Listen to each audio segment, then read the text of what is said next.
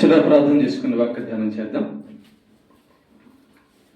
పరలోకమందున మా కన్న తండ్రి, నీ యొక్క పరిశుద్ధమైన పాదాలకు నమస్కారం తెలియజేస్తూను. మరొక దినాన్ని మాకు అనుగ్రహించినందుకు స్తోత్రాలు. నీ యొక్క మహాప్రేమ చేత, కృప చేత కాపాడుతున్న దేవా, నేను స్తుతిస్తూ ఉన్నాం. ధ్యానింపబోచున్నటువంటి యొక్క వాక్యాన్ని అర్థం కావడానికి, నేను ఆ వాక్య ప్రకారం నడుచుకోవడానికి మాకు శక్తి దయచేయండి. వినగల చెవులను, గ్రహించగల మనస్సును దయచేయమని ప్రార్థన చేస్తూ ఉన్నాం. నీ పక్షాన నీవు నిలబెట్టుకున్న నీ దాసునైన నేను అల్పజ్ఞుడను, పాపిని నిష్ప్రయోజకుడను. కేవలం నీ ప్రేమ, నీ కృప చేత నీవు నిలబెట్టావు. నేను నీవే మహిమ పొందమని, నీవే సమస్త విషయాల్లో ప్రభ జరిగించమని ప్రభువైన యేసుక్రీస్తు పేరిట ఈ ప్రార్థన మీకు సమర్పిస్తున్నాము తండ్రి. ఆమేన్. పరిశుద్ధ గ్రంథంలో నుంచి సామెతలు 11వ అధ్యాయము 4వ వచనాన్ని మనం చదువుకొని ధ్యానం చేద్దాం. సామెతలు గ్రంథము 11వ అధ్యాయము 4వ వచనం. ఉగ్రత దినమునందు ఆస్తి అక్కరకు రాదు, నీతి మరణము నుండి రక్షించును. ప్రేమన దేవుని పిల్లరా, కరెంటు పోతే వెంటనే మనకు ఉండాల్సింది ఏంటంటే క్రొవ్వొత్తి, దీపము, అగ్గిపెట్టి కదా. కరెంటు పోయినప్పుడు మనకు వెంటనే వెలుగు కావాలి అంటే, చీకట్లో ఉండకుండా ఉండాలంటే, కరెంటు ఉన్నప్పుడే, చీకటి రాకముందే మనం దీపాన్ని, అగ్గిపెట్టిని జాగ్రత్త చేసుకొని పెట్టుకో ఉండాలి. ఎందుకంటే కరెంటు పోయే అవకాశం ఉంది. కరెంటు పోయినప్పుడు దాన్ని వాడుకోవడానికి. అలాగా లోకంలో మనం డబ్బు ఎందుకు సంపాదించుకుంటున్నామంటే అవసరాల్లో ఉపయోగపడుతుందని. అవసరాల్లో మనకు ఉపయోగపడుతుందని డబ్బుని సంపాదించుకుంటున్నాం. ఇల్లు ఎందుకు కట్టుకున్నాము అంటే ఎండకు ఇబ్బంది పడకుండా ఇంట్లో ఉండాలని, వర్షంలో తడవకుండా ఇంట్లో ఉండొచ్చని, చలికి ఇబ్బంది పడకుండా ఇంట్లో ఉండొచ్చని ఇల్లు కట్టుకున్నాం కదా. బియ్యం ఎందుకు ఇంట్లో పెట్టుకున్నాం, కూరగాయలు అంటే ఆకలేసినప్పుడు వండుకొని తినడానికి కదా. అలాగే వస్త్రాలు మనం ఎందుకు 2-3 జతలు, 4-5 జతలు పెట్టుకుంటామంటే వాడుకోవడానికి, అవసరాన్ని బట్టి 2 రోజుకు ఒకటి వాడుకోవడానికి మనం పెట్టుకుంటున్నాం. రైట్, మంచిది. ఈ భౌతిక సంబంధమైన వాటి కోసం ముందే జాగ్రత్త పడి ఏర్పాటు చేసుకుంటే మరి శరీరము ఇక్కడ శాశ్వతంగా ఉంటుందా? ఉండదు. మరి ఈ శరీరము పుట్టినరోజు నుంచి చివరి వరకు కూడా ఆనందంతోనే ఉంటుందా అంటే ఉండదు. కాబట్టి భూమి మీద మనం బ్రతికే దినాలలో ఆకలి ఉంది, సంతోషం కూడా ఉంది, బాధలు ఉన్నాయి, ఆనందాలు కూడా ఉన్నాయి, రోగాలు ఉన్నాయి, ఆరోగ్యం కూడా ఉంది, ప్రమాదం ఉంది, జాగ్రత్త కూడా ఉంది. కనుక ఈరోజు పరిశుద్ధ గ్రంథంలో నుంచి కొంతమంది జీవితాలలో ఏ సందర్భంలో ఎలాగా ప్రవర్తించారు, దేన్ని వాడుకున్నారు అని మనకు కానీ అర్థమైతే, చూడండి, అనారోగ్యంతో ఉన్నవారు మందులు దగ్గరే పెట్టుకుంటారు. ఏ టయానికి ఏమో పరిస్థితి వస్తుందో అని కదా. కాబట్టి ఇదంతా కూడా ఆలోచించుకున్నాం మనము. ఎంత డాక్టర్ అయినా, ఎంత ఇంజనీర్ అయినా, ఎంత ధనవంతుడికైనా సడన్గా ఒకరోజు బాగలేకుండా వస్తుంది. అది మనకు తెలియదు. డబ్బు అయితే పెట్టుకున్నాం కానీ, అన్నం అయితే పెట్టుకున్నాం కానీ, ఇల్లు అయితే కట్టుకున్నాం కానీ, ఏ రోజు బాగలేకుండా వస్తుందో మనకు తెలియదు. మరి బాగలేకుండా వచ్చిన రోజు మనల్ని కాపాడేది ఏది? డబ్బు పెట్టినా కూడా కొంతమంది బతకరు. డబ్బు పెట్టినా కూడా కొంతమందికి ఆరోగ్యం రాదు. మరి అందుకే దేవుడు మానవులకు ఎందుకు వాక్యాన్ని ఇచ్చాడంటే, ఏ రోజు నీకు ఏం సంభవిస్తుందో తెలియదు కనుక, నీకు కష్టాలు వచ్చినప్పుడు, అనారోగ్యం వచ్చినప్పుడు, ఆపద వచ్చినప్పుడు, ప్రాణాపాయం వచ్చినప్పుడు, ఏం చెయ్యాలో తెలియనప్పుడు, ఒంటరిలో ఉన్నప్పుడు, ముసలివాడు అయినప్పుడు, లేదా భయంలో ఉన్నప్పుడు ఏం చెయ్యాలి? తల్లిదండ్రులు ఉంటారులే అనుకుంటే వాళ్ళు శాశ్వతంగా ఉండరు. భార్య పిల్లలు ఉంటారు అనుకుంటే వాళ్ళు శాశ్వతంగా ఉండరు.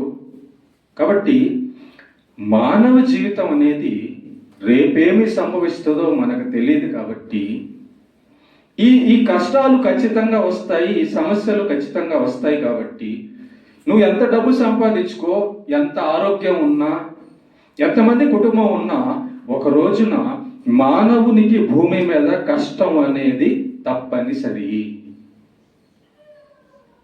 మానవునికి ప్రమాదం వచ్చే పరిస్థితులు తప్పనిసరిగా ఉన్నాయి. మానవుడు అందరూ ఉన్న ఒకరోజు ఒంటరి అయ్యే పరిస్థితి ఖచ్చితంగా ఉంది. మరి ఒంటరి అయినప్పుడు నువ్వు బాధపడకుండా ఉండాలంటే, అనారోగ్యంగా ఉన్నప్పుడు నువ్వు బాధపడకుండా ఉండాలంటే, ప్రాణాపాయం వచ్చినప్పుడు నువ్వు బాధపడకుండా ఉండాలంటే మనం ఒక విషయాన్ని నేర్చుకోవాలి ప్రేమ. అదేంటంటే, ఏ స్థితిలోనైనా, ఏ కష్టంలోనైనా, ఏ అనారోగ్యంలోనైనా మనల్ని కాపాడగలిగేది, నిలబెట్టగలిగేది ఏంటో వాటిని మనం కానీ సంపాదించుకొని ముందుగానే పెట్టుకోగలిగితే వాడుకోవచ్చు. గొడుగు ఎందుకు కొనుక్కున్నాం? ఇంట్లో అందంగా పెట్టుకోవడానిక కాదు. ఏ టైంలో వర్షం వస్తుందో మనకు తెలియదు కాబట్టి వర్షం వచ్చినప్పుడు వెంటనే గొడుగు వాడుకోవడానికి. అలాగా ప్రేమను దేవుని బిడ్డలారా, భౌతికమైన జీవితంలో భక్తులైనా కూడా, భక్తులు కాని వారికైనా కూడా అనారోగ్యాలు, సమస్యలు, ప్రమాదాలు, కష్టాలు, ఆనందాలు అన్నీ ఉన్నాయి, వస్తాయి. మరి లోకంలో వాళ్ళైతే మనం గమనించినప్పుడు చూస్తుంటాం, వాళ్ళని మనం భరించలేని ఏదైనా కష్టం వచ్చినప్పుడు వాళ్ళు ఆందోళన పడిపోతారు, ఆత్మహత్య చేసుకొని చనిపోతారు, రకరకాల పరిస్థితుల్లోకి వెళ్ళిపోతారు. మెంట్లో అయిపోయిన వాళ్ళు కూడా ఉన్నారు కొన్ని పరిస్థితులు అలా వచ్చినప్పుడు. కాబట్టి పునాది ఎందుకు గట్టిగా వేస్తామంటే గాలివానులు వస్తాయి కాబట్టి. గాలివానులు వచ్చినా ఆ ఇల్లు పడకుండా ఉండాలంటే పునాది బాగుండాలి. పునాది బాగుంటే ఎంత తుఫాను వచ్చినా, ఎంత గాలివానులు వచ్చినా పడదు. మానవుని జీవితంలో ఎన్నో తుఫానులు, ఎన్నో గాలివానలు, ఎన్నో కష్టాలు, ఎన్నో ప్రమాదాలు, ఎన్నో అవమానాలు, ఎన్నో ఒంటరితనాలు ఉన్నాయి. వాటిని దేవుడు అనుమతిస్తాడు. అవి కానీ దేవుడు మన వద్దకు తేకపోతే మనం కంట్రోల్లో ఉండం. మనల్ని ఎవరు కంట్రోల్ చేయాలి? దేవుడు కంట్రోల్ చేయాలి. కాబట్టి మనం కానీ దేవుడికి మించిపోయామనుకో, దేవుడు మనల్ని కంట్రోల్ చేయలేడు. కాబట్టి దేవుడు మనుషులందరినీ కంట్రోల్ చేయడానికి కొన్ని పరిస్థితుల గుండా తీసుకొని వెళ్తాడు. ఓకేనా? కాబట్టి సామెతల గ్రంథము 11వ అధ్యాయం 4వ వచనంలో మనం ఏం చదువుతున్నామంటే, ఉగ్రత దినమందు ఆస్తి అక్కరకు రాదు. రాజకీయ నాయకులను, సినిమా యాక్టర్లను మనం చూస్తూ ఉన్నాం. చనిపోయే రోజు, చివరి రోజు కోట్లు విడిచిపెట్టి వెళ్ళిపోతున్నారు. మరి ఆ రోజు వాళ్ళ డబ్బు బతికి రావడంలా. బతికినప్పుడు ఏమో డబ్బు డబ్బు డబ్బు డబ్బు అంటారు, చనిపోయే రోజేమో ఒక్క రూపాయి కూడా తీసుకెళ్ళలేరు. మరి దాన్ని చూసి మనం ఏం నేర్చుకోవాలి? కాబట్టి ఎంత ఆరోగ్యవంతులైనా ఒక రోజు మంచాన పడిపోతారు. దాన్ని చూసి మనం ఏం నేర్చుకోవాలి? కనుక ప్రేమైన దేవుని బిడ్డలారా, దేవుని బిడ్డలైన మనకు దేవుడు చాలా విషయాలు సహాయం చేయాలని మనకు గ్రంథాన్ని రాపిచ్చాడు. అందుకే ఏమంటున్నాడంటే, మరణము నుండి నీతి రక్షించును. మరణం నుండి డబ్బు కాదు, మరణం నుండి ఆరోగ్యం కాదు, మరణం నుండి బలము కాదు, మరణం నుండి జ్ఞానం కాదు, ఈ లోకంలో ఉన్నవి కాదు.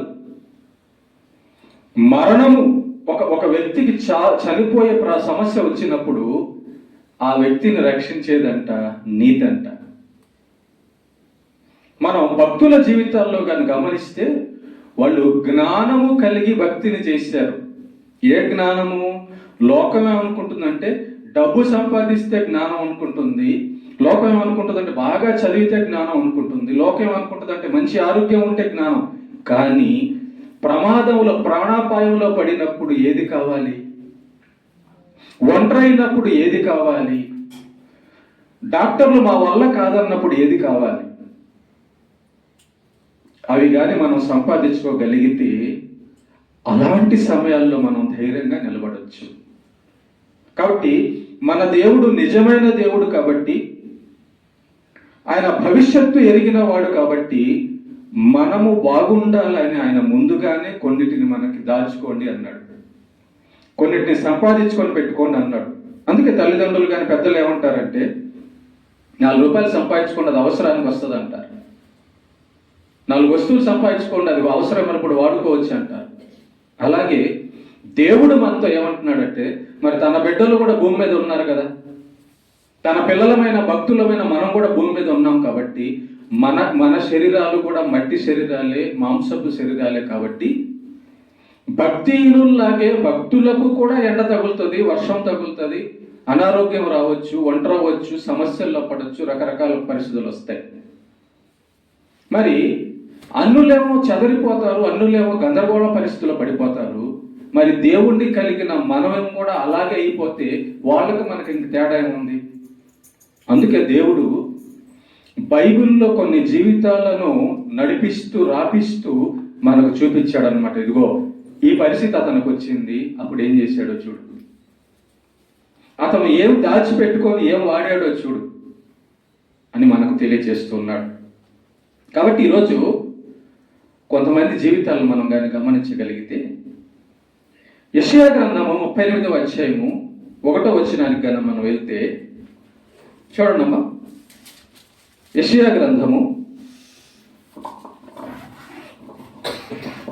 38వ అధ్యాయము 1వ వచనం. ఆ దినములలో హిజ్కియాకు మరణకరమైన రోగము కలుగగా. చూసారా, ఈ యొక్క భక్తుడి పేరు హిజ్కియా. ఇతను ఎవరు? ఒక కలెక్టరో, లేకపోతే ఒక డాక్టరో, లేకపోతే ఒక ఇంజనీరో, లేక ఒక ధనవంతుడో, లేక ఒక చదువుకున్నోడో అనేదానికంటే, వాటన్నిటికంటే ముందుగా ఒక 2 సంపాదించుకున్నాడు. ఆ 2 ఎందుకు సంపాదించుకున్నాడు హిజ్కియా చెప్తాను, చేస్తాను. జ్ఞానులు అంటే ఎవరంటే దేవునిని కనుగొన్న వారిని జ్ఞానులు అనొచ్చు అంటారు. దేవుణ్ణి ఎందుకు కనుగొనాలి? మానవులం కనుక, సృష్టింపబడిన వారం కనుక మనము దేవుణ్ణి కనుగొంటేనే మన అవసరాల్లో ఆయన మీద ఆధారపడవచ్చు. జ్ఞానులు అంటే ఎవరంటే దేవుని గురించి కనుగొని, నిజమైన దేవుణ్ణి కనుగొని, 2 పాయింట్లు చెప్పాను. హిజ్కియా 2 సంపాదించుకున్నాడు. ఒకటి ఏం సంపాదించాడంటే నిజమైన దేవుడు యెహోవా అని తెలుసుకున్నాడు, అది సంపాదించుకున్నాడు. దేవుణ్ణి సంపాదించుకున్నాడు, సత్యాన్ని సంపాదించుకున్నాడు. ఇది అతనికి ఎలా ఉపయోగపడుతుందో చూడండి ఒకసారి. చాలా మంది దీన్ని సంపాదించుకోవడానికి కానీ, దీన్ని వెతకడానికి కానీ చేయరు. హిజ్కియా దైవభక్తుడు ఎందుకు అయ్యాడు? హిజ్కియా దేవుణ్ణి ఎందుకు వెతికాడు? హిజ్కియా దేవుణ్ణి ఎందుకు సంపాదించుకున్నాడంటే, దేవునిని వెతికేవాడు, దేవుణ్ణి సంపాదించుకునే వాళ్ళే జ్ఞానులు. డబ్బును సంపాదించుకునే వాళ్ళు ధనవంతులైతే, డబ్బు తమ దగ్గర పెట్టుకొని దేవుడిని కలిగి లేని వాళ్ళు వ్యర్థులే కదా. కాబట్టి ఈ హిజ్కియా కంట మరణకరమైన రోగం ఒకటి వచ్చిందంట. ఈ హిజ్కియాకి మరణకరమైన రోగం అంటే ఇక బతకడు. అలాంటి జబ్బు ఒకటి వచ్చింది. ఇక బతికే పరిస్థితి లేదు. లోకంలో ఉన్న ఏ వైద్యుడు కూడా, లోకంలో ఉన్న ఏ మందులు కూడా ఇక పనిచేయవు. అలాంటి రోగం ఒకటి వచ్చేసింది. మరి ఈ రోగం ముందే రాలా, తర్వాత వచ్చింది. అయితే ఈ రోగం రాకముందే హిజ్కియా జీవితాన్ని మనం గమనిస్తే ఎట్లా ఉన్నాడు చదువుదాం.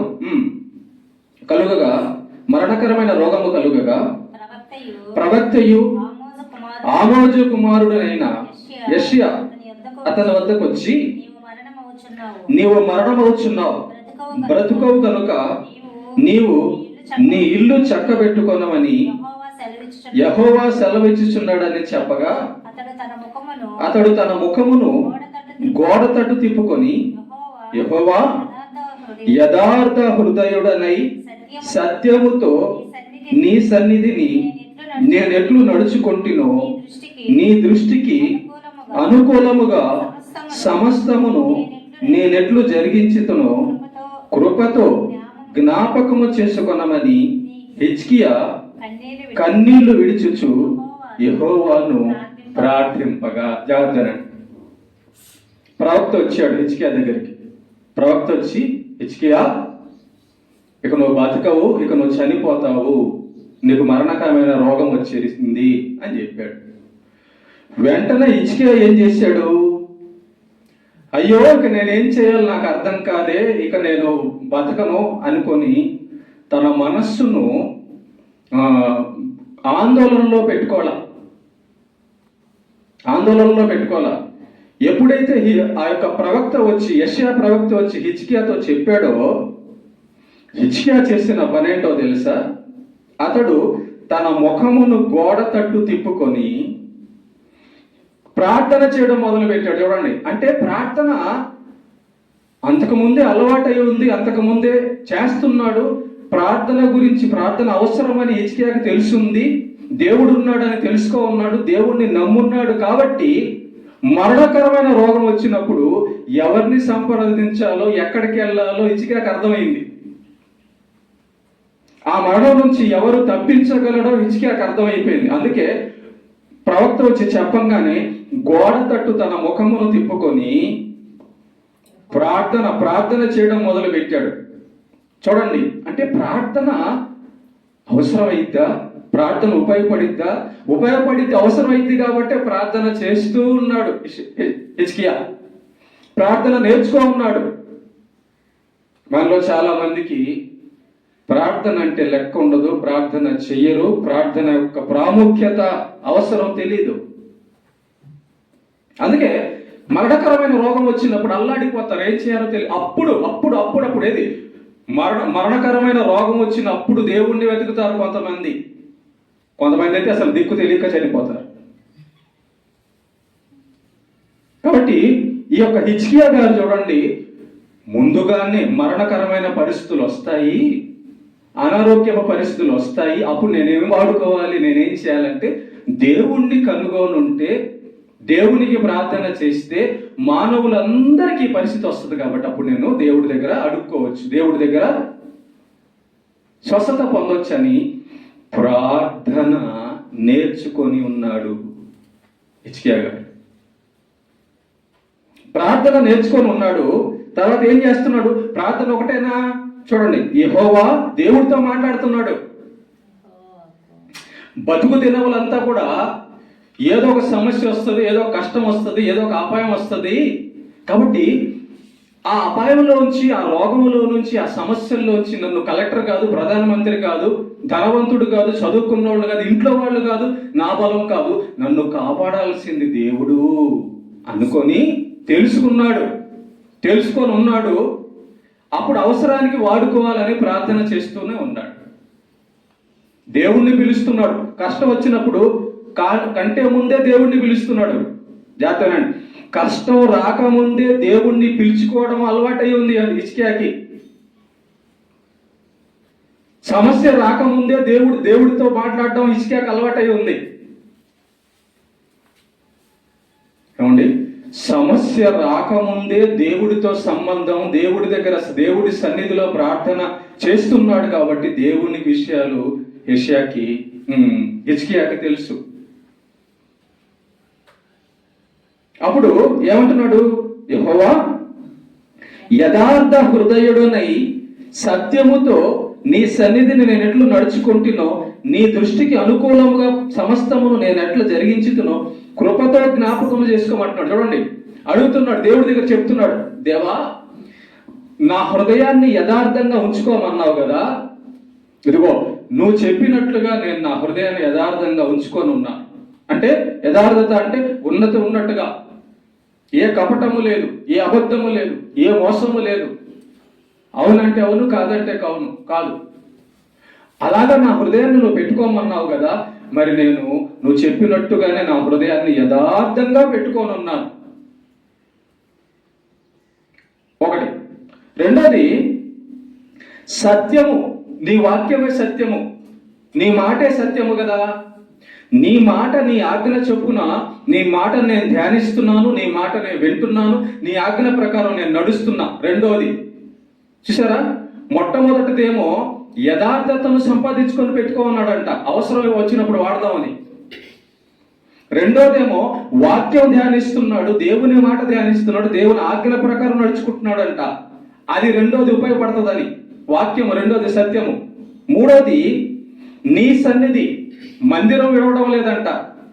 చాలా మంది ఈ వారం మందిరానికి వెళ్ళకపోతే ఏమవుతుందిలే అనుకుంటారు, కానీ ఆ వారం మందిరానికి వెళ్ళనందు వలన ఎంత నష్టం వస్తుందో వాళ్ళు ఊహించలేదు, వాళ్ళకి అర్థం కాదు. కనుక హిజ్కియా గారికి అర్థమైంది ఏంటంటే, నేను ప్రతి నిత్యము మందిరం జరిగేటప్పుడు వెళ్తే ఆ మందిరానికి వెళ్ళిన పని ఒకప్పుడు నాకు ఉపయోగపడుతుంది, యథార్థత ఒకప్పుడు నాకు ఉపయోగపడుతుంది, ప్రతి సమయంలో ఉపయోగపడుతుంది, దేవుని మాట ప్రతి సమయంలో నాకు ఉపయోగపడుతుంది అని హిజ్కియా గారు ఏం తెలివితో, ఎంత జ్ఞానముతో, ఎంత జాగ్రత్తతో ఇవన్నీ ముందుగానే సంపాదించుకోవాలన్నాడు. చూడండి ఒకసారి ఏమంటున్నాడు, నీ సన్నిధిని నేను ఎట్లు నడుచుకుంటునో, నీ ఎదుట నేను న్యాయంగా, నీతిగా, యథార్థంగా నడుచుకున్నాను కదా, ఇవన్నీ నేను సంపాదించుకున్నాను కదా, నీ దృష్టికి అనుకూలముగా సమస్తము నేను ఎట్లు జరిగించుతునో ఒకసారి జ్ఞాపకం. ఎవరితో చెప్తున్నాడంటే, ఏ దేవుడైతే మనుషులను సృష్టిస్తున్నాడో, ఏ దేవుడైతే మనుషులకు స్వస్థత ఇవ్వగలడో, ఏ దేవుడైతే మనుషులకు ఆరోగ్యం ఇచ్చి, అన్నం ఇచ్చి, ధనం ఇచ్చి, సమస్తాన్ని ఆనందాన్ని ఇస్తున్నాడో ఆ దేవుని దగ్గర చెప్పుకుంటున్నాడు, అయ్యా నువ్వు యథార్థవంతుడవు, నీతిమంతుడవు, కాబట్టి మమ్మల్ని కూడా యథార్థత, నీతి సంపాదించుకోమన్నావు కదా, ఇదిగో నువ్వు చెప్పినట్టుగా యథార్థతను, నీతిని, ప్రార్థనను, నీ వాక్యమును నేను సంపాదించుకున్నా, నీ సన్నిధిలో నేను ప్రార్థన చేస్తున్నా, కాబట్టి ఇవన్నీ నేను సంపాదించుకున్నాను కాబట్టి మరి నాకు ఈ సమస్య వచ్చింది కదా, ఈ సమస్యను బట్టి నువ్వు ఇలా ఉండవన్నావు కాబట్టి నన్ను కాపాడవా అని అడుగుతున్నాడు. ఒక ఆధారం దొరికింది, ఒక విషయం సంపాదించుకో ఉన్నాడు, దేవుణ్ణి అడుగుతున్నాడు, దేవా నేను ఈ కలిగి ఉన్నాను కదా, మరి నువ్వు అంటున్నావు కదా, నీ వాక్యంలో చెప్తున్నావు కదా, నీతి మరణము నుండి రక్షించినను నువ్వే కదా చెప్పావు, కాబట్టే నేను నీతి సంపాదించుకున్నాను ప్రభువా, నీ కృపతో జ్ఞాపకం చేసుకోని అన్నప్పుడు దేవుడు ఏమంటున్నాడంటే, 4వ వచనం చూడండి, యెహోవా వాక్కు యెషయాకు ప్రత్యక్షమై ఇలాగూ సెలవిచ్చెను, నీవు తిరిగి హిజ్కియా యొద్దకు పోయి అతనితో ఇట్లనము, నీ పితరుడైన దావీదునకు దేవుడైన యెహోవా నీకు సెలవిచ్చినదేమనగా, నీవు కన్నీళ్లు విడుచుట చూచి తిని. ఎప్పుడైనా బాగా లేనప్పుడు కన్నీళ్లు విడుస్తారు కానీ బాగున్నప్పుడు దేవుని సన్నిధిలో ఎవరైనా కన్నీళ్లు విడిచారా? దేవా యేసయ్యా నా కోసం ప్రాణం పెట్టావు, నా కోసం దెబ్బలు తిన్నావు, నా కోసం రక్తం కార్చావు, అయ్యా నా కోసం ఎంతమంది భక్తులు వాళ్ళు కుటుంబాలు విడిచారు. నా కోసం ఎంతమంది తమ ప్రాణాలు పోగొట్టుకున్నారు, నా కోసం ఎంతమంది అవమానాలు పొందుతున్నారు, నా దగ్గరికి వాక్యం రావడానికి ఎంతమంది జీవితాలు పోగొట్టుకున్నారయ్యా అని మన మనసులో కానీ తడితే కన్నీళ్ళు వస్తాయి. మోకరించి ప్రార్థన చేసేటప్పుడు ఎన్ని గుర్తుకొస్తాయి. నన్ను రక్షించడానికి ఎంత చేశావు తండ్రి, నువ్వు నన్ను రక్షించడానికి ఎంతమంది పాస్టర్లను పంపించావు, నన్ను రక్షించడానికి ఎంతమంది ఆకలిగా ఉన్నారు, నన్ను రక్షించడానికి ఎంతమంది రోగాలు పాలైపోయారు, నన్ను రక్షించడానికి నువ్వు ఎంత బాధపడ్డావు, ఇవన్నీ గుర్తుకొస్తాయి. ఎక్కడ? ప్రార్థనలో. మనకు ఆ ప్రార్థన అనుభవం ఉంటే దేవుడి దగ్గర ఇవన్నీ చెప్పుకోవడానికి, దేవుడి దగ్గర ఇవన్నీ జ్ఞాపకం చేసుకోవడానికి మనకు ఉంటుంది, అలవాటై ఉంటుంది, అవసరమై ఉంటుంది. అలాగా ఇక్కడ అంటున్నాడు, నీవు కన్నీళ్లు విడిచుట చూచి తిని నీ ప్రార్థన నేను అంగీకరించి ఉన్నాను. చూడండి, హిజ్కియాకి సమస్య రాగానే ఏం చెయ్యాలో అర్థమై ఉంది. అంటే ముందుగానే సమస్య వస్తుంది, సమస్యలు వచ్చే అవకాశాలు ఉన్నాయని ప్రార్థనా పరుడై ఉన్నాడు, యథార్థ పరుడై ఉన్నాడు, సత్యవాక్యము ధ్యానించేవాడై ఉన్నాడు, దేవుని సన్నిధిలో గడిపేవాడై ఉన్నాడు. ఇవన్నీ ఎందుకు? గాలికి తిరగొచ్చుగా, ఎటబడితే అట బతకొచ్చుగా. తెలివి గల లక్షణం. కన్నీళ్లు విడుస్తూ అన్నప్పుడు నీ ప్రార్థన నేను అంగీకరించి ఉన్నానని దేవుడు అంటున్నాడా. ఇంకా 15 సంవత్సరములు ఆయుష్ను నీకిచ్చేదను, మరియు ఈ పట్టణమును నేను కాపాడుచు నిన్నును ఈ పట్టణమును చేతిలో పడకుండా విడిపించేదను. చూసారా? ఎందుకు దేవుడు మళ్ళా 15 సంవత్సరం ఆయుష్ ఇచ్చేవాడు ఆయనే అని తెలుసుకున్న హిజ్కియా, గుర్తుపెట్టుకోండి, అప్పుడు బాగలేనప్పుడు అప్పుడప్పుడు రెడీ అవ్వాలి హిజ్కియా.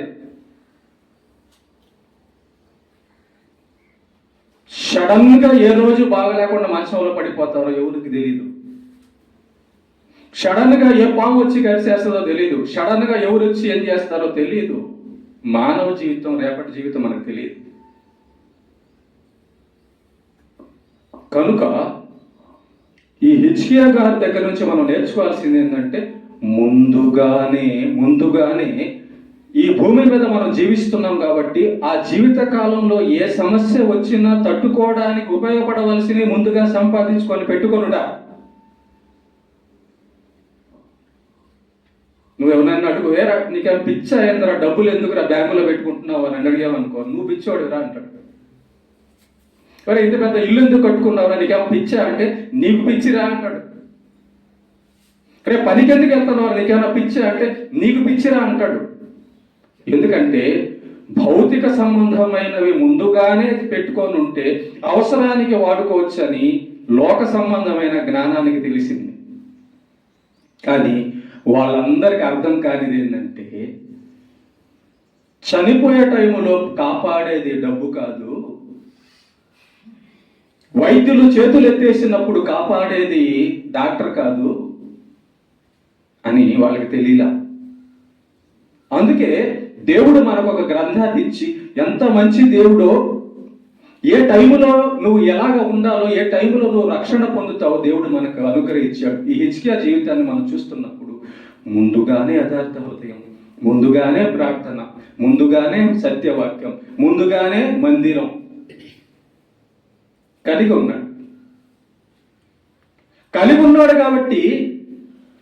ఉన్నాడు కాబట్టి వెంటనే ప్రవక్త వచ్చి నువ్వు చావబోతున్నావు, మరణకరం వస్తుంది అనగానే వెంటనే కలెక్టర్ దగ్గరికి వెళ్ళి ఎల్ఐసి బీమాలో లేదా డబ్బుల కోసం అడగల, అయ్యా నేను చచ్చిపోతాను, నా పిల్లల బిడ్డలకు డబ్బులు ఇవ్వనని అడగల. ఆ మాట వినంగానే ముందు దేవుడి దగ్గరికి వెళ్ళాడు. ఎందుకంటే దేవుడి దగ్గరికి వెళ్ళే అలవాటు ఉంది ఎవరికి? హిజ్కియాకి. దేవుణ్ణి కనుగొన్న పరిస్థితి ఉంది హిజ్కియాకి. కాబట్టి ప్రేమ దేవుని బిడ్డలు గుర్తుపెట్టుకోండి, పని చేసుకో, కాపురం చేసుకో, ఇల్లు కట్టుకో, ఏదైనా చేసుకో దేవుడికి నచ్చిన రీతిలో. కానీ గుర్తుపెట్టుకోవాల్సింది ఏంటంటే, ఎంత ఆరోగ్యం ఉన్నా, ఎంత బలం ఉన్నా, ఎంత ఉద్యోగం ఉన్నా, ఏ పరిస్థితి ఉన్నా భూమి మీద మనం ఉన్నాం కాబట్టి కొన్ని పరిస్థితులు మన దగ్గరికి వస్తాయి. ఆ పరిస్థితుల్లో మనం నిలబడాలంటే, ఆ పరిస్థితుల్లో మనం కాపాడబడాల, రక్షణ పొందాలంటే ఇదిగో దేవుడి యొక్క విషయాలు మనకు అవసరం. ప్రార్థన అవసరం మనకి. ప్రార్థన చేసేవారుగా ఉండడం అవసరం. ఇప్పుడు ఇంతకీ హిజ్కియా ప్రార్థన ఎందుకు అన్నాడు దేవుడు? హిజ్కియా, నీ ప్రార్థన నేను ఎందుకు అంగీకరిస్తున్నాను అన్నాడంటే, హిజ్కియా ఒకటి జ్ఞాపకం చేస్తున్నాడు దేవుడికి. ఏమని? ప్రభువా, నువ్వు నీతిగా ఉండమన్నావు కదా, ఇదిగో నీతిగా ఉన్నా. నువ్వు ప్రార్థన చేయమన్నావు కదా, ఇదిగో ప్రతిదినము ప్రార్థన చేస్తున్నావు. ఇదిగో నువ్వు మందిరానికి రమ్మంటున్నావు కదా, నీ సన్నిధిలో ఉంటున్నాను. ప్రభువా, నువ్వు యథార్థ హృదయంగా ఉంటామన్నావు కదా, యథార్థంగా ఉన్నా. కాబట్టి అయ్యా, నేను అడుగుతున్నాను, ఇవన్నీ చేశాను కాబట్టి నాకు మరి ఆరోగ్యం ఇవ్వా అని అడిగాడు. అప్పుడు దేవుడు అన్నాడు, ఎస్, నేను అందుకే మానవులందరికీ ఎందుకు ఈ ఆజ్ఞ ఇచ్చాను, ప్రార్థన ఎందుకు చేయమన్నానంటే, నువ్వు ప్రార్థన చేస్తే నేను వెళ్ళి రక్షించడానికి ఆ ప్రార్థన నీకు చేయమని నేర్చుకోమంది. యథార్థంగా ఎందుకు ఉండమన్నానంటే, నువ్వు యథార్థంగా ఉన్నప్పుడు నేను నిన్ను రక్షించడానికే. మందిరానికి ఎందుకు రమ్మన్నానంటే, ఈ మాటలు విని జాగ్రత్త పడతావని.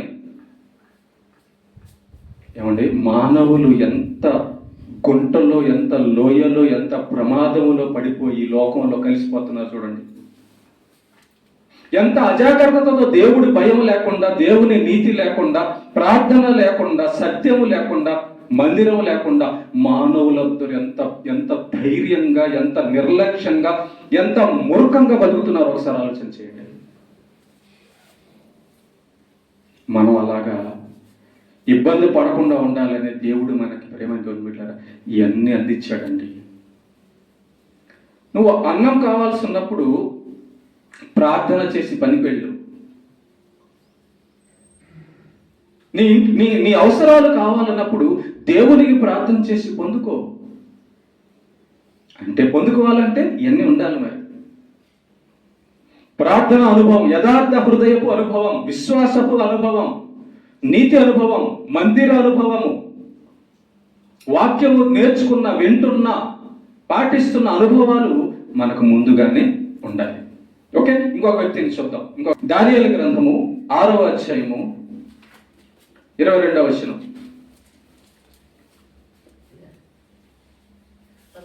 చదవండమ్మా, తీసుకున్నా. దానియేలు గ్రంథము 6వ అధ్యాయము. చదవమ్మా.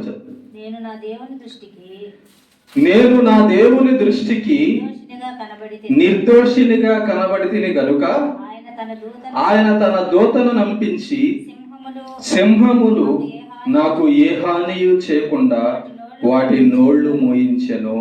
రాజా, నీ దృష్టికి నేను నేరము చేసిన వాడను కాను కదా అనేను. దానియేలు గారికి కూడా అర్థమైంది ఏంటంటే, ఒకడు నిర్దోషిగా బ్రతికితే ఆ నిర్దోషిని దేవుడు అపాయములో, ప్రాణాపాయంలో కాపాడతాడు. అంటే ఏ చెడు లేకుండా, ఏ పాపము చేయకుండా ఒకడు బతుకుతుంటే అతడు దేవుణ్ణి అడగడానికి అర్హుడు. అతడు దేవుని వలన సహాయం పొందడానికి అర్హుడు. అతని మీద దేవుని యొక్క దయ కలుగుతుంది. అతని మీద దేవుడు ఎప్పుడు కనుదృష్టి ఉంటుంది. దానియేలు గారు సింహాల బోన్లో పడిపోయాడు. సింహాల బోన్లో వేశారు. దేవునికి కాకుండా రాజుకు పూజించమన్నారు. కానీ దానియేలు ఏం చేసేవాడు? దానియేలు ఏం నేర్చుకో ఉన్నాడు? దానియేలు ఏం సంపాదించుకొని ఉన్నాడంటే, నేను మానవులకు పూజించడం ఏంటి, దేవునికి పూజిస్తే కదా నాకు రక్షణ, దేవుణ్ణి ప్రార్థిస్తే కదా నాకు రక్షణ అని ప్రార్థన అనుభవాన్ని, నిర్దోషమైన యథార్థ జీవితాన్ని ముందుగా సిద్ధం చేసుకో ఉన్నాడు. తెలుసు, దానియేలు గారికి అర్థమైపోయింది, ఏదో ఒక రోజు భూమి మీద ఎవడో ఒకడు నన్ను ఇబ్బంది పెడతాడు, ఏదో ఒక రోజు భూమి మీద నాకు అనారోగ్యం రావచ్చు, ఏదో ఒక రోజు భూమి మీద నాకు ఆర్థిక సమస్య రావచ్చు, ఏదో ఒక రోజు భూమి మీద నాకు సమస్య రావచ్చు. అప్పుడు నేనేం చేయాలంటే దేవుని దగ్గర నేను ఉపయోగించుకోవాలి, దేవుడి దగ్గర సహాయం పొందాలి. మరి దేవుడి దగ్గర సహాయం పొందాలంటే అప్పుడప్పుడు ఇష్టానుసారంగా బతికి అప్పుడప్పుడు దేవా నన్ను రక్షించమంటే ఆయన రక్షిస్తాడా? రక్షించడు.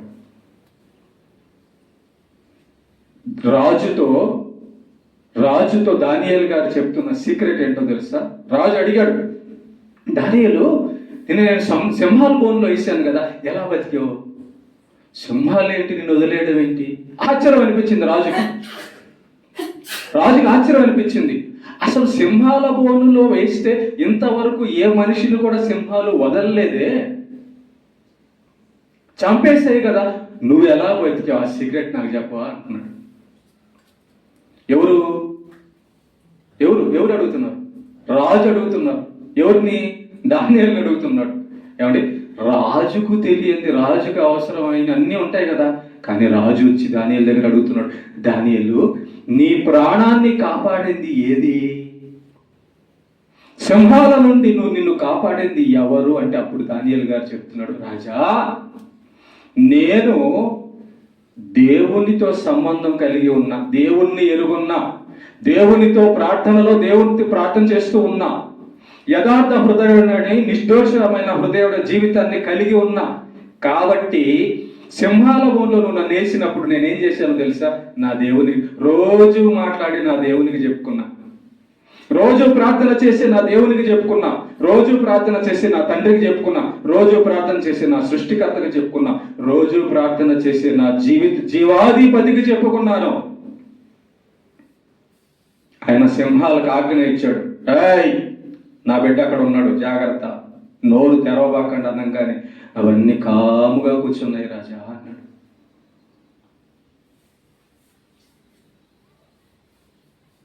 నేను నా దేవుని దృష్టికి నిర్దోషుడై ఉన్నాను కాబట్టి నన్ను నా దేవుడు కాపాడాడయ్యా. దానియేలుని ఏం కాపాడింది? నిర్దోషత్వం. అంటే ఎప్పుడైనా సింహాల బోన్లో పడవచ్చు, ఎప్పుడైనా రాజు దగ్గర ఇబ్బంది పడవచ్చు, ఎక్కడైనా మనుషుల దగ్గర ఇబ్బంది పడవచ్చు, ఎక్కడైనా ప్రాణాపాయాలలో పడవచ్చు అన్నది దానియేలు గారికి ముందే అర్థమైంది. మనం ఇద్దరి జీవితాల్లో మనం చూస్తున్నాం, ప్రాణాపాయం కలిగినప్పుడు ఎలా బయటపడ్డారో. అప్పటికప్పుడు రాజుగారి దగ్గరకు వచ్చి నిజమైన దేవుడు ఎవరో నేను కనుక్కున్నాను, నిజమైన దేవుడికి ప్రార్థన చేశాను అని అనలా దానియేలు గారు. దానియేలు ఏమంటున్నాడంటే, రాజా, నేను ఎప్పటి నుంచో ఎరుగున్న నా దేవుడి దృష్టికి, ఎప్పటి నుంచో ప్రార్థన చేస్తున్న నా దేవునికి నేను అడిగాను, ఎప్పటి నుంచో ఆయనతో నాకు సంబంధం ఉంది, ఎప్పటి నుంచో ఆయన నన్ను చూస్తున్నాడు, ఎప్పటి నుంచో ఆయన చెప్పినట్టు నేను వింటున్నాను, ఎప్పటి నుంచో ఆయన నడుచుకోమన్నట్టుగా నేను నిర్దోషంగా నడుచుకుంటున్నాను. కాబట్టి అది ఈ టైంలో నాకు ఉపయోగపడింది.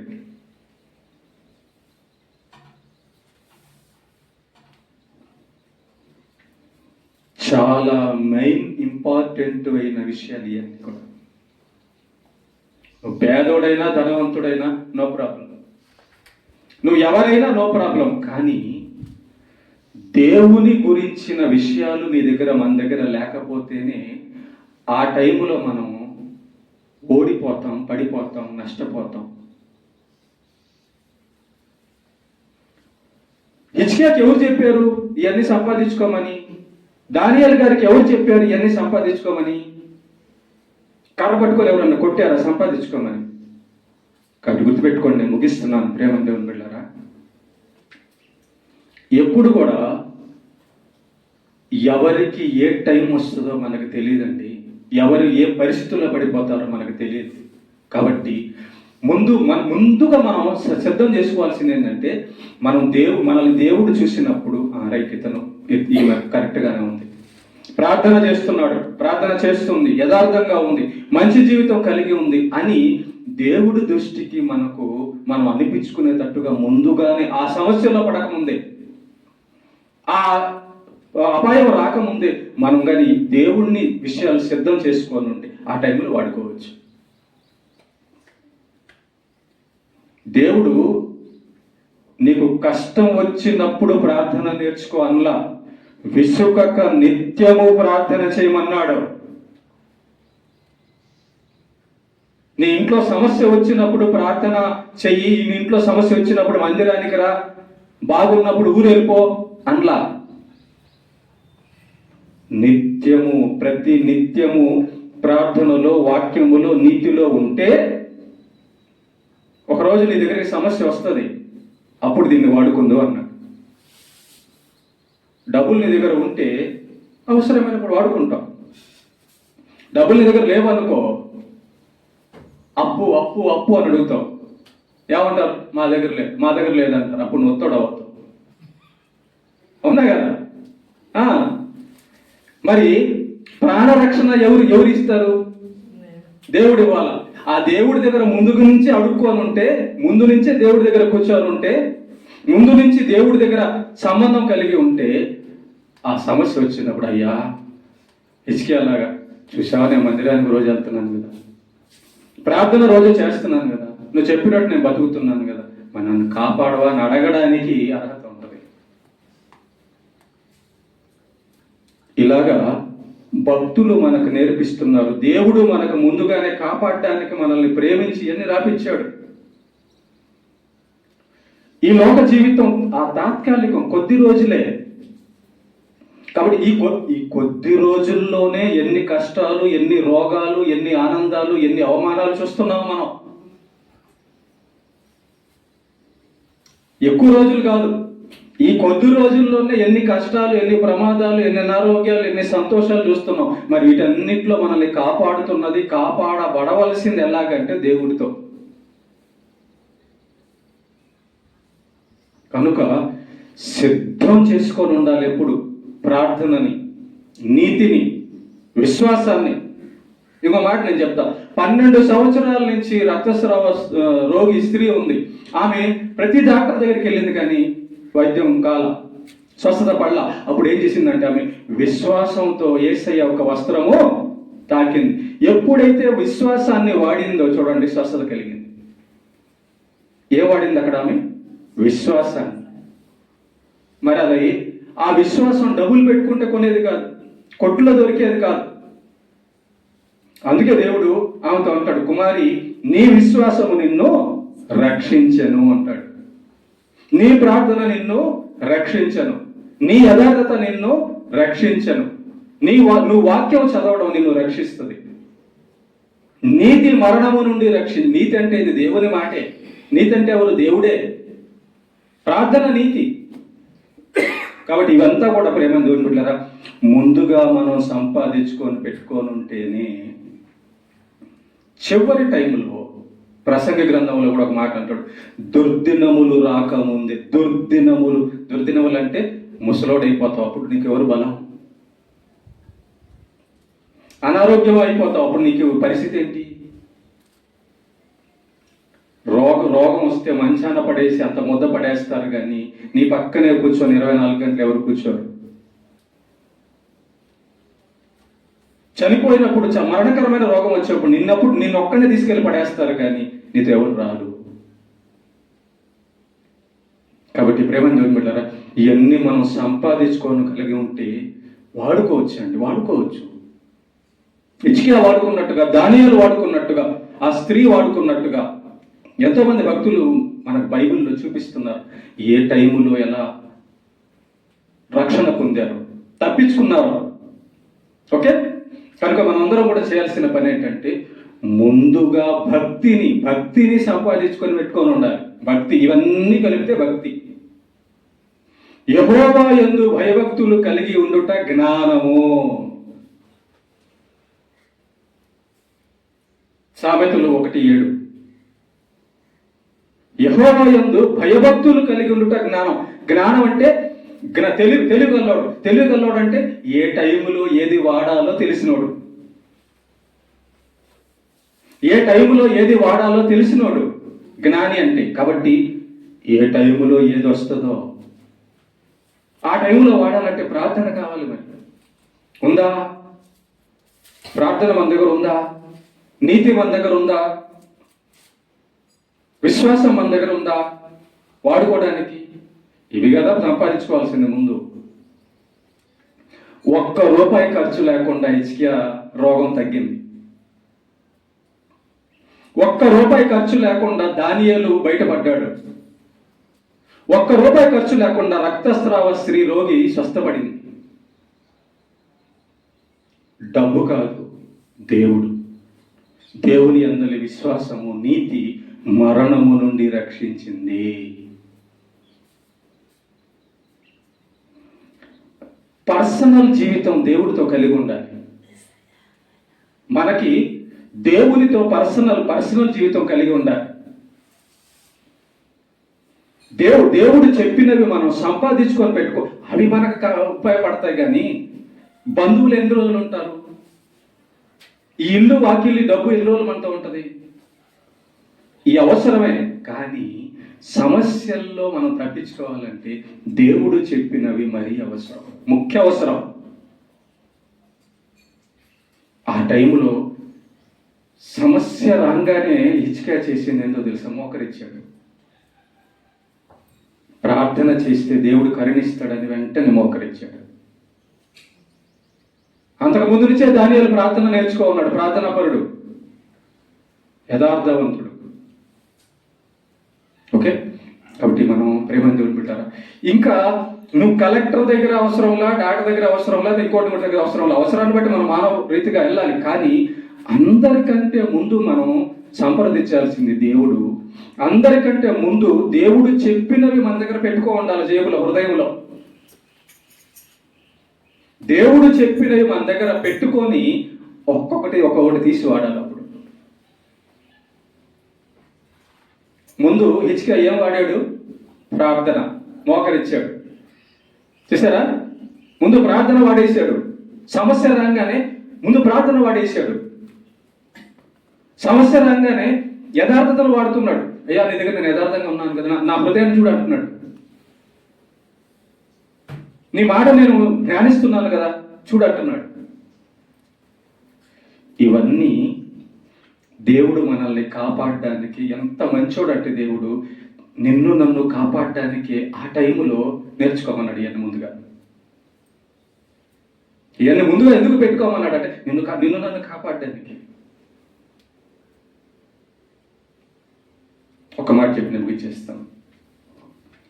మూర్ఖులు, దుర్జనులు దేవుడు మాట లెక్క లేకుండా, దేవుడంటే భయం లేకుండా బతుకుతూ ఉంటారు. వాళ్ళు మనం చూసినప్పుడు వీళ్ళింత అన్యాయంగా బతుకుతున్నారే, వీళ్ళంత దుర్మార్గంగా బతుకుతున్నారే, వీళ్ళంత సంతోషంగా ఇన్ని చేసినా సంతోషంగా బతుకుతున్నారు, వీళ్ళెందుకు నాశనం రావడం లేదని మనకి మత్సరం, అసూయ కలుగుతుంది. కానీ దేవుడు అంటున్నాడు, వాళ్ళని చూసి నువ్వు మత్సర పడబాక, వాళ్ళని చూసి భయపడబాక. ఎందుకంటే వాళ్ళ నాశనము హఠాత్తుగా జరుగుతుంది. వారు నరకంలో పడి ఇంకా అక్కడి నుంచి రారు అని దేవుడు మనతో సెలవిస్తున్నాడు. వారి వలె, మూర్ఖుల వలె, ప్రార్థన సిద్ధం చేసుకొని మూర్ఖుల వలె, దేవుడు యందు భయభక్తులు లేని వారి వలె, భక్తిహీనుల వలె మనం ఉండకుండా ముందుగా అన్నీ రెడీ చేసుకొని ఉందాం. 1 గంటకు వచ్చి భర్త అన్నం పెట్టి అంటాడు, ఇప్పుడే కదా 1 అయింది, వండుతానంటావా? అట్టన్నావు, రాయ్యా కాలేజీలు కడుకు తిందు. ముందుగా వండి ఉంటే తినయ్యా అంటావు. ఇప్పుడే వచ్చావు కదా ఉండు అన్నావు అనుకో, తీసుకుంటాడు కర్రాయన. 1 గంటకి నేను వస్తానని నీకు తెలీదా వండాలని? ఆకలితో వచ్చాను కదా నేను అంటాడు. దేవుడు కూడా నీకు చెప్పాను కదా ప్రార్థన నేర్చుకోమని, నీ నీతి నేర్చుకోమని అని అంటాడు. బుద్ధిహీనులమైన కన్యకల్లాగా మనం ఉండకూడదు. బుద్ధి కలిగిన కన్యకల్లాగా మనం ఉండాలి. దేవునికి మహిమ కలుగును.